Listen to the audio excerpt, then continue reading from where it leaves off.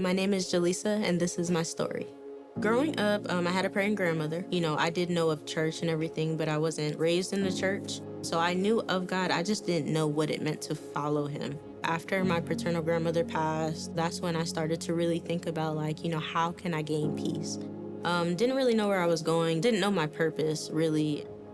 I think I really hit rock bottom just emotionally from everything, and that's when I cried out to God in my bedroom. I wanted to give up. I was done with life. I was done trying to figure it out, and I asked God to show me that he was there. It was an encounter, I don't know really how to explain it, but it was more like a warmth feeling, like a comforting feeling, like God in my bedroom with me, and it gave me a lot of peace. I got everything out, and I ended up opening the Bible that I had bought a month beforehand. I had left it alone for a while, but ended up picking it back up that night, and that's how I started to develop my relationship with God.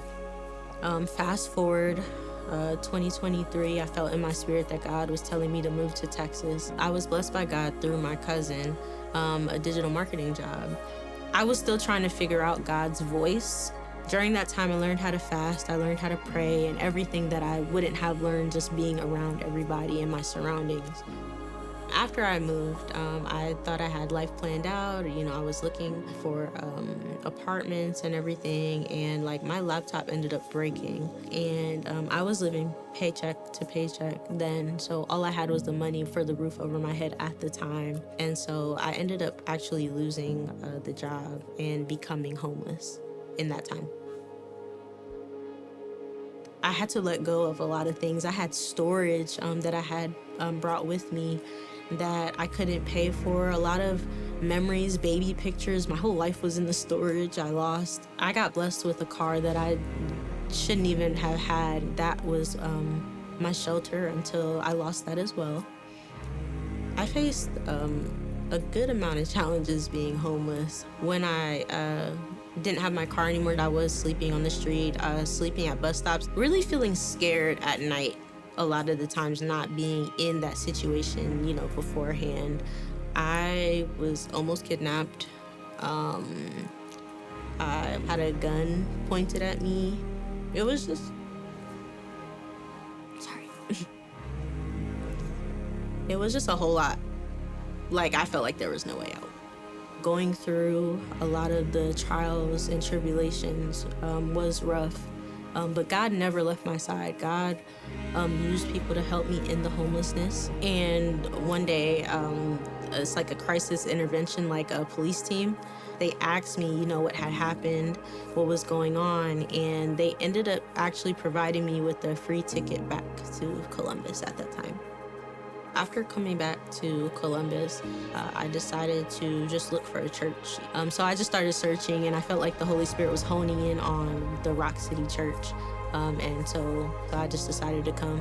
My first experience at Rock City was amazing.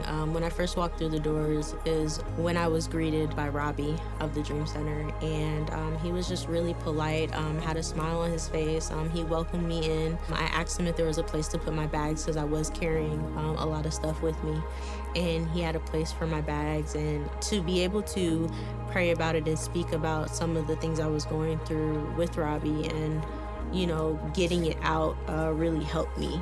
Just gave me encouragement to continue to keep going. My first experience initially with Rock City was just amazing. The environment, the atmosphere, the sermon and worship, and everybody else who just makes you feel welcome when you come. The Columbus Dream Center and the people working there were amazing. I came to get something to eat, and they gave me a list, and it was a list of hotlines for homeless shelters, healthcare, counseling, and I ended up using some of those resources. That helped a lot. To be finally off the streets, it felt indescribable. It just really... Sorry.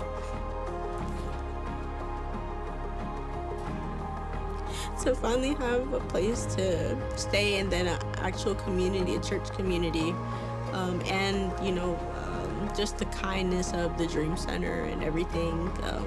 that I've encountered. It was really amazing to have a roof back over my head again and be able to start over. I now have stability. I do have a home. And now, like a full circle moment, I am serving a day or two, like during the week. And also on Sundays, I do guest services as well as serving on the production team.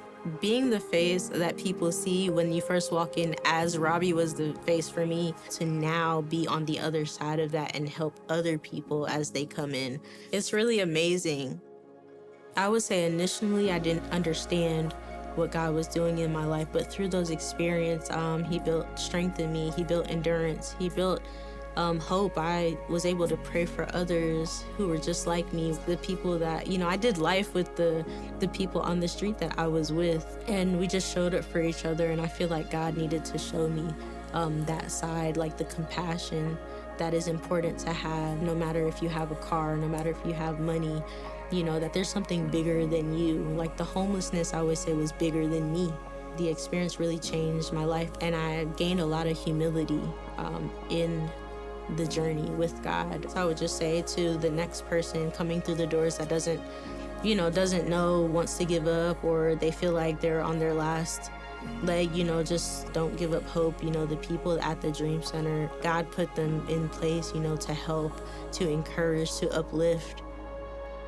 Looking back on my story, I'm just so thankful for the Columbus Dream Center.